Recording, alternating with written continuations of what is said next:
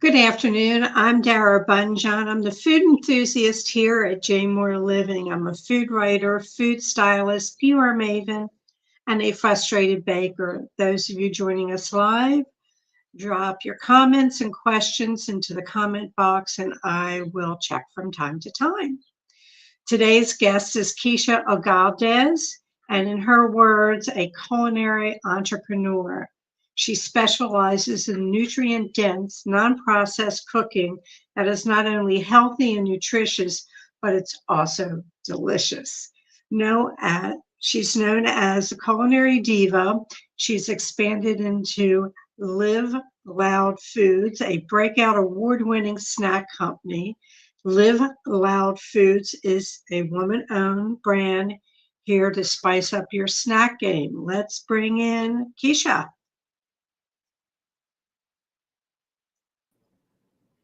Hi, good afternoon. How are you? I'm fine, Keisha.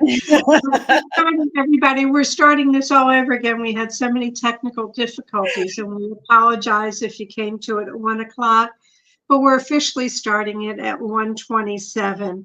Um, I'm No, just going to refresh the other screen, and see how we're doing here. Okay, we're good to go. That's there. All right, so we had talked about this before, but we lost contact. right. I don't know what part or what beginnings. I guess just take And it so from. we're going to start with, again, my standard opening question. What's on your plate today? And so, right, it's like basically starting up Live Loud Foods at this point. Getting to a couple of independent retail markets. So today I get to drop off some nuts to a couple of retailers today, and just kind of spread the word a little bit. So it's definitely been busy in a good way, and just keep it. It's like I said, keep it moving. But this is the Yeah. highlight of my day, though. Now, you recently, there's the pop-up grocer in New York. Now, this Mhm. is a big deal. Yeah. Still on Bleecker Street. Hmm. Tell us a bit about the pop-up grocer.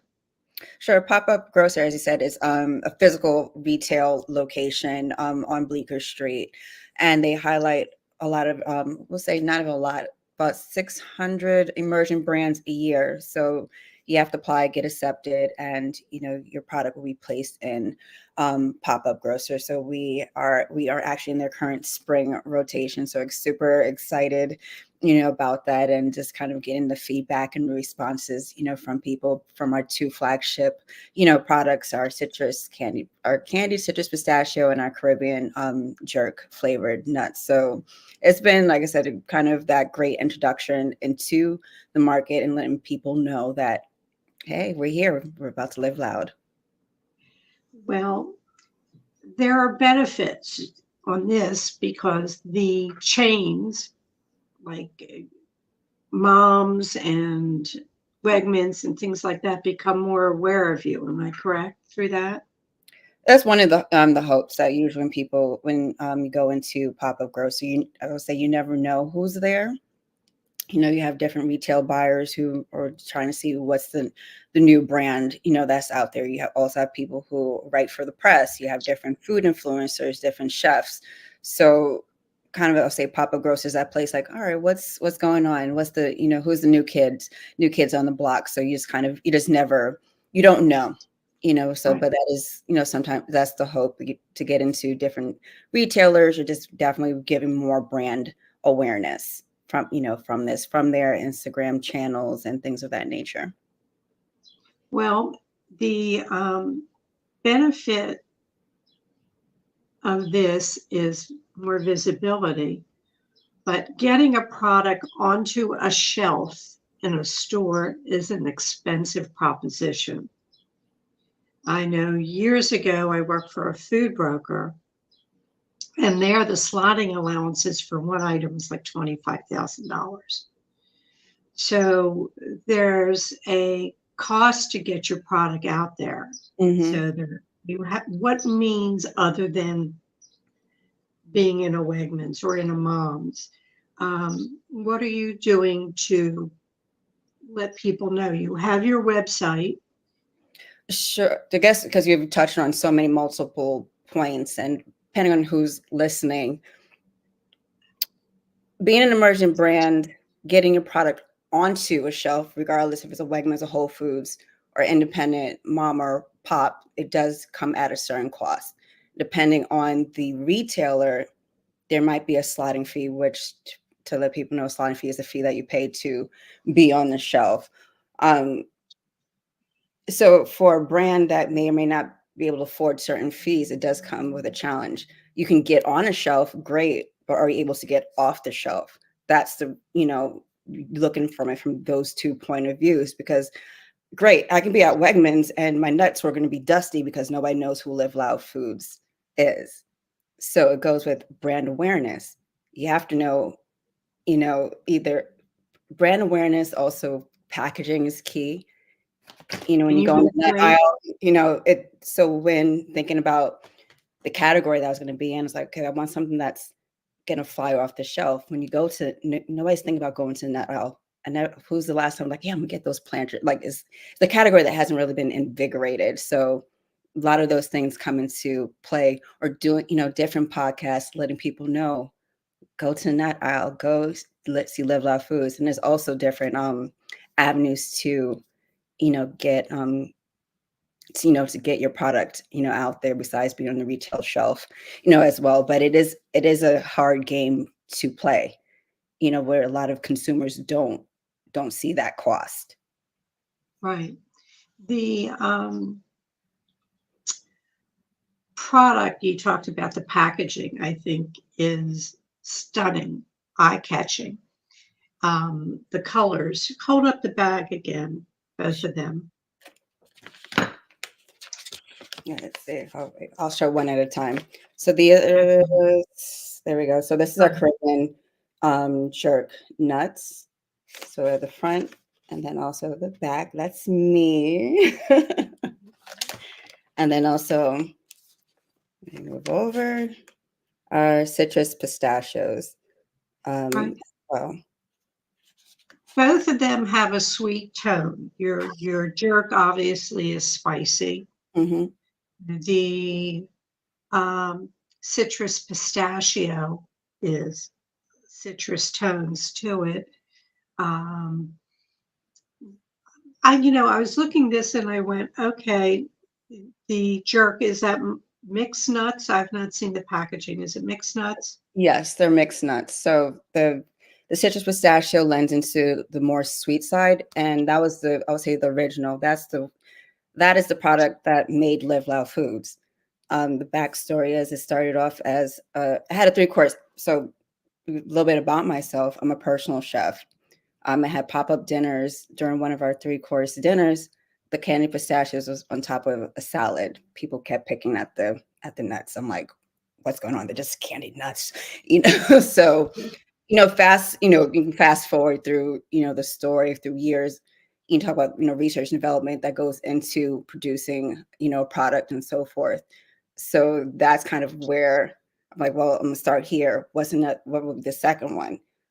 A common flavor play is, sweet and spicy. To me, it naturally meant spicy jerk. So that's kind of how the second flavor, came to be. And I want to do a little backstory, which we had started with the original, and I want to go back to that. This was not your career choice. You had engineering and business, a business MBA, am I correct? Mm-hmm. And when did that tide turn? Were you cooking before then? Were you personally chefing on the side?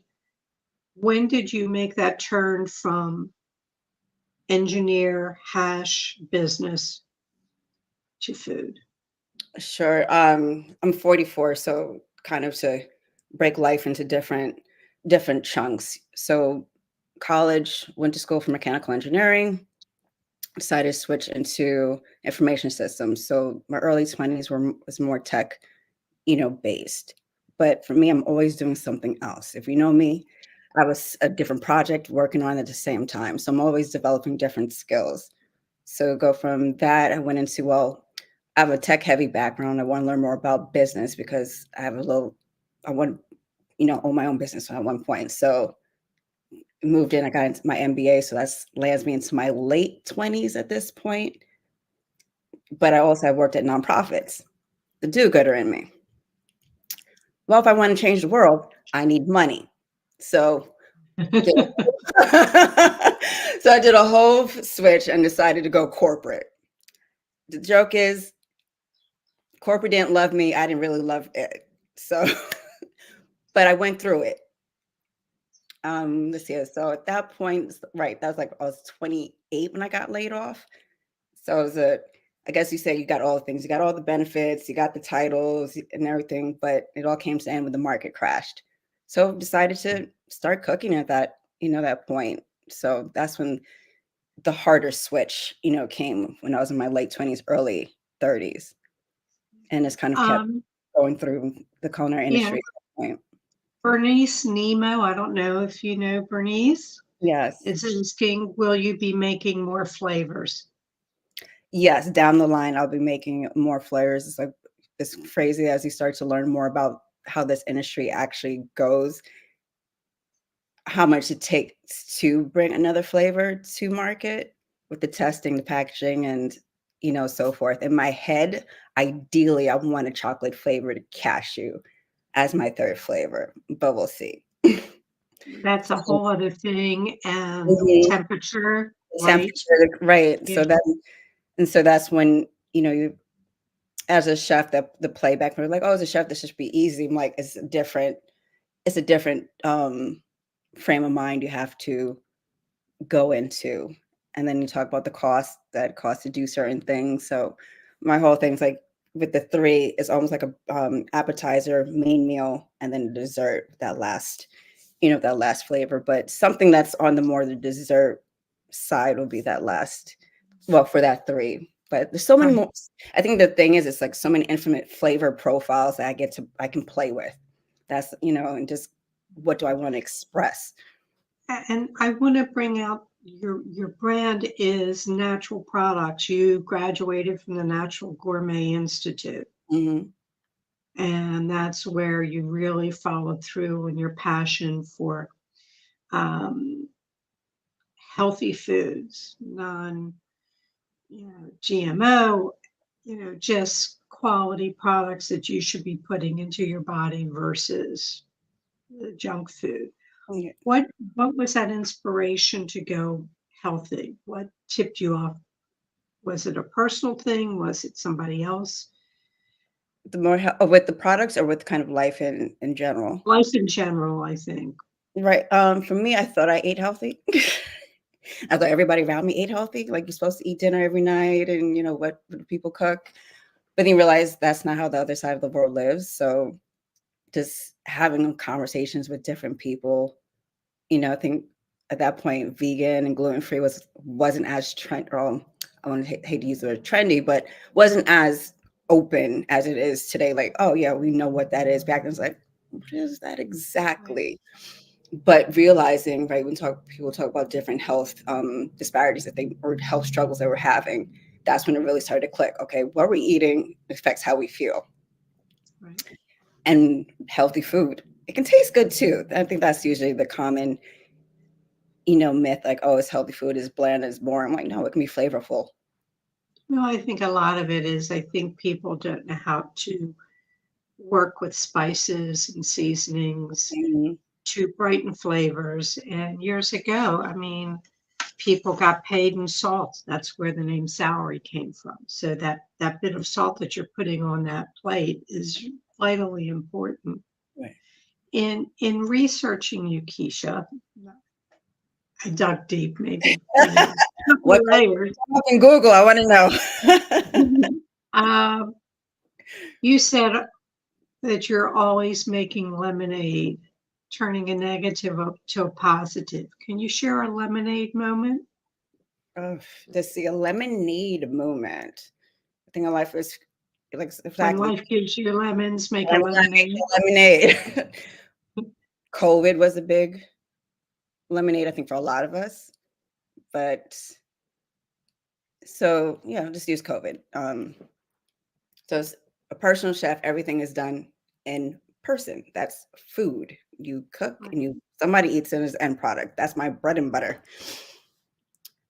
That May, when everything got shut down for weeks, you're like sitting back, what is happening? Now no money's not coming in. You're like, what So happened? how So did you how did I adapt? right. So how in the world did I make money? I moved online. The pivot, did cooking classes, got different chefs, got different, sommeliers, and just entertained online.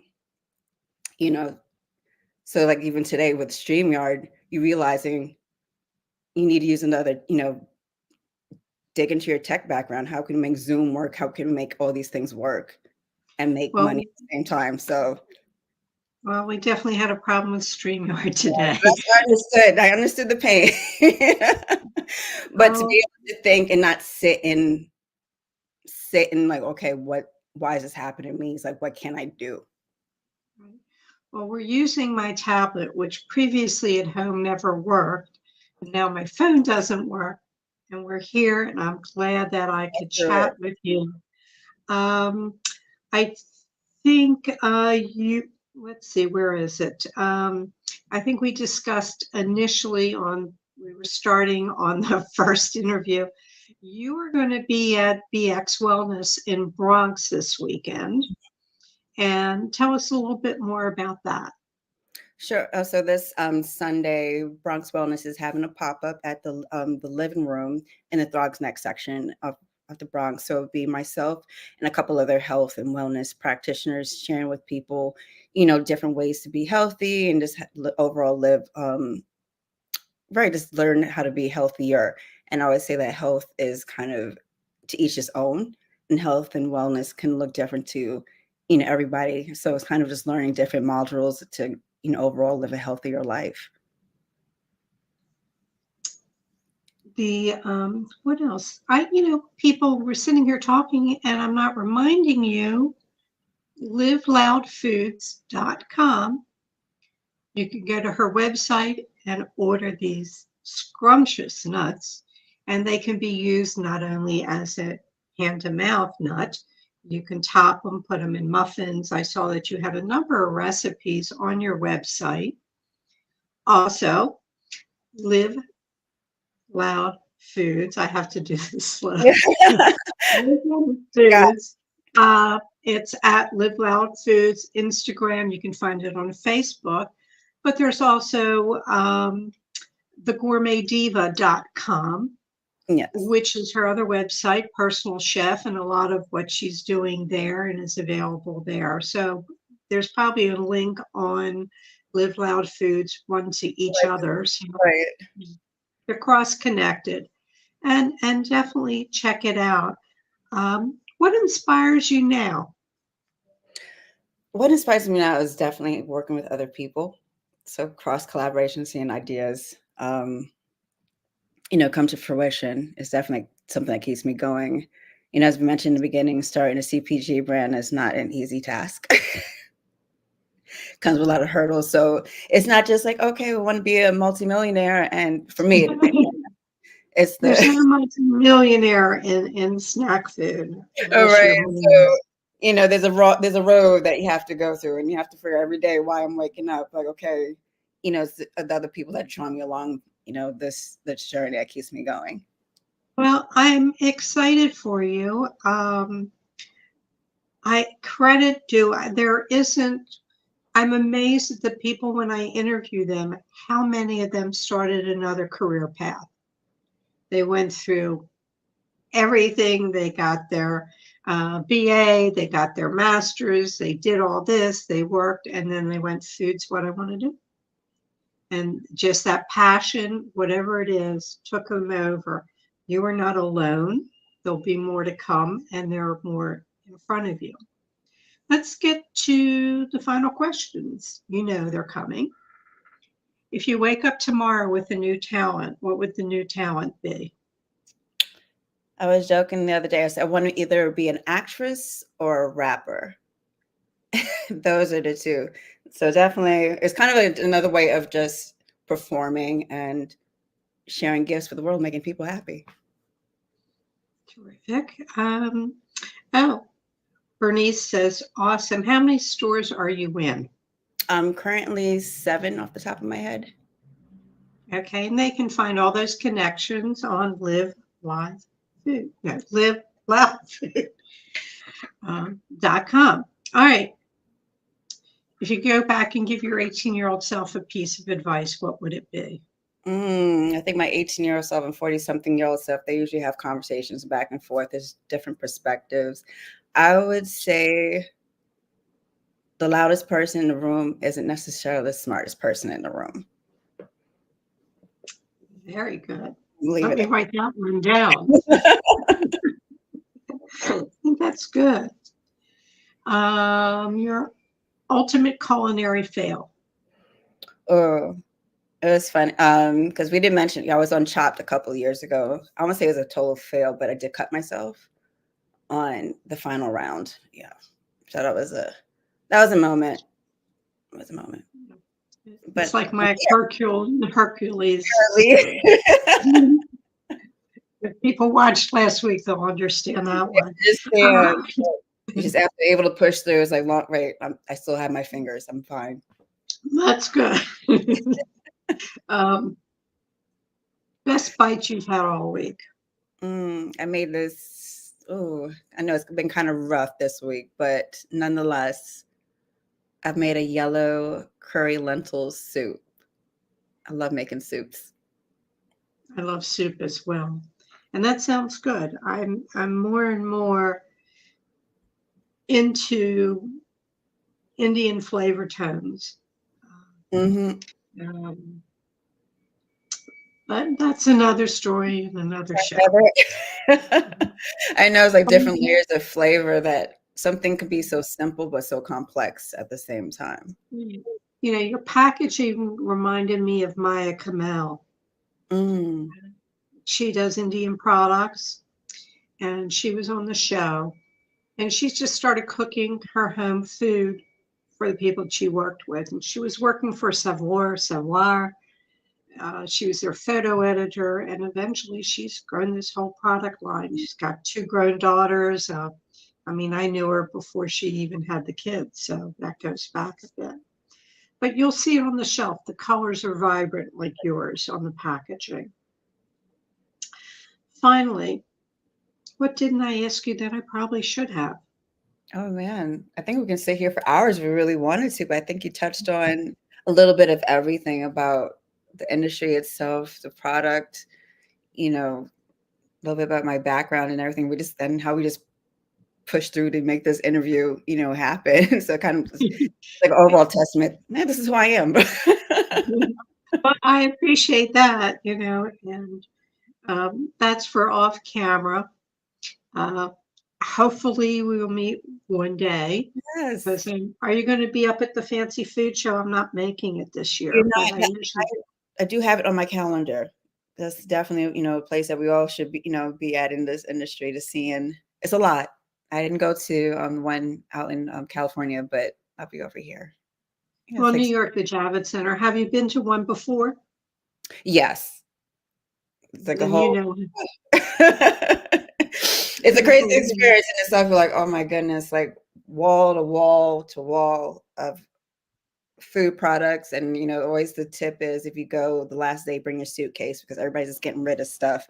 And that's a conversation. I'm like, I wish I can just hoard all this food and give it away to people, because it's just the amount of food that's away is ridiculous. Right. Well, they do ask that they donate, and they donate to City. I think City Harvest. Yes. City Harvest. Right. That's like, right. So I was like, okay, thank goodness, because it's just right. You see like the polar opposites, like bountifuls of food, and then go outside is like a homeless person asking for food. I'm like, what's going on? It's overwhelming. I'm just not making it this year. I can't do it in one day. I used to do it in 3. Mm-hmm. I have a company who comes up and they only want to do a day. So Okay. Another story.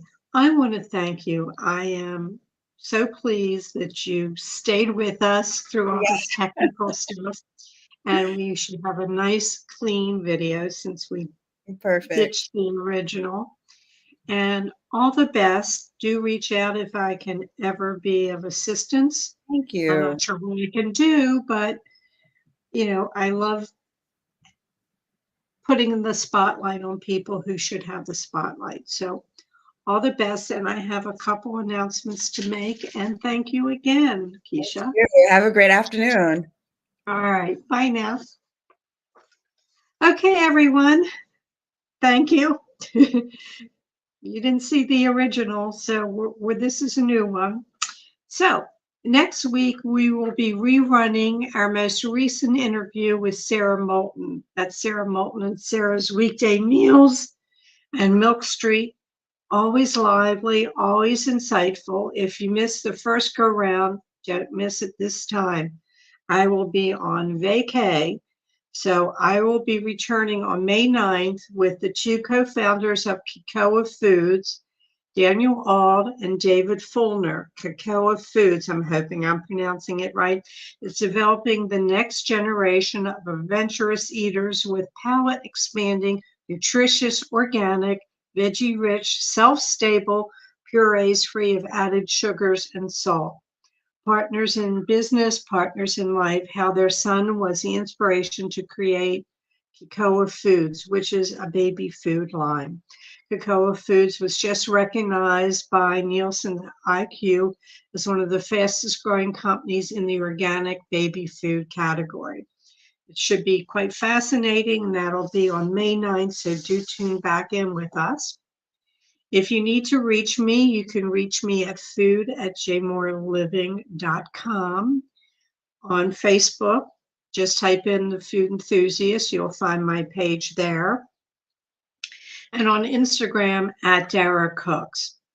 All shows are immediately archived in video form on JMOR's Facebook page and jmoreliving.com. We truly appreciate it when you share our show with friends and family. May your plates always, always remain full. Thank you for joining us, and I will see you in 2 weeks.